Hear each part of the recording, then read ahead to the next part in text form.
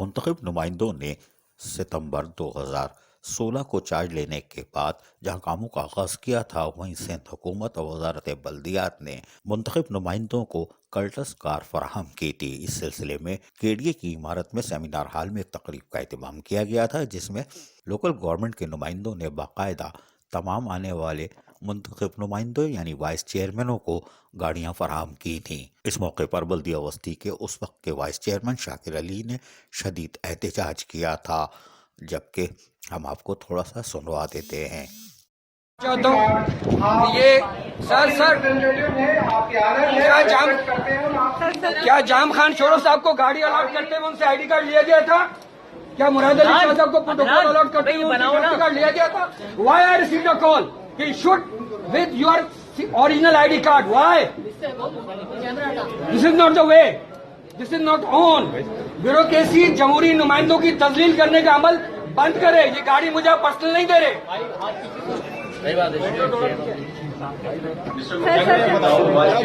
جناب کل اور آج یہ منتخب جمہوری نمائندوں کی، میرے تمام وائس چیئرمین کی، سندھ کے تمام وائس چیئرمین کی بے عزتی ہے۔ جس طرح انہوں نے تسجیل کا عمل کیا ہے کہ شناختی کارڈ ساتھ لے کے آئیے، نوٹیفیکیشن ساتھ لے کے آئیے۔ میں خود بھی منسٹر رہا ہوں، جب بھی سرکاری طور پر گاڑی الاٹ کی جاتی ہے تو ڈپارٹمنٹ کے حوالے کر دی جاتی ہے، پر انہوں نے یہ عمل کیا، یہ تذلیل کی، یہ غلط ہے، یہ انداز غلط ہے۔ نمبر 1۔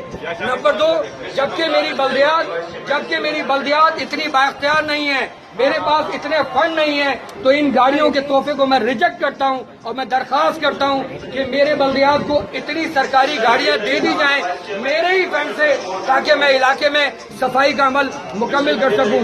بہت شکریہ جی، تھینک یو۔ تاہم منتخب نمائندوں کے جانے کے بعد لوکل گورنمنٹ بورڈ نے مختلف افسران کو سسپینڈ کیا اور ہر بحال بھی کیا، اور ان کا کہنا تھا کہ منتخب نمائندوں سے گاڑی ریکور کی جائے، لیکن ابھی بھی منتخب نمائندوں سے گاڑی ریکور نہیں ہو سکی ہے۔ منتخب نمائندوں کو 350 سے زائد گاڑیاں فراہم کی گئی تھیں، تاہم 115 گاڑیاں ریکور کی جا چکی ہیں۔ یہ 115 گاڑیاں کھڑی ضرور ہیں، باقی کدھر گئی؟ کون سے افسران ہیں جو گاڑیاں لینے میں ناکام رہے؟ ان کے خلاف کیا کارروائی ہوگی؟ یقیناً لوکل گورنمنٹ بورڈ حرکت میں آئے گا۔ واضح رہے کہ FIR کاٹنے کا بھی واضح حکم دیا گیا تھا کہ جو واپس نہ کرے FIR کاٹی جائے۔ اب دیکھتے ہیں گاڑیاں کب اور کیسے واپس آتی ہیں۔ عزیز عارف، KBS بلدیاتی نیوز، کراچی۔